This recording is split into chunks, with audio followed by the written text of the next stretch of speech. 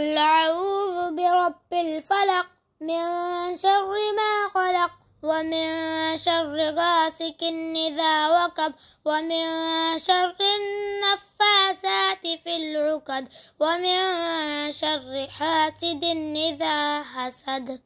आज के सारे मैथ्स में तमजीद का उन्वान है हसद। हसद क्या है? हसद एक गुनाह है जो इंसान अपने आप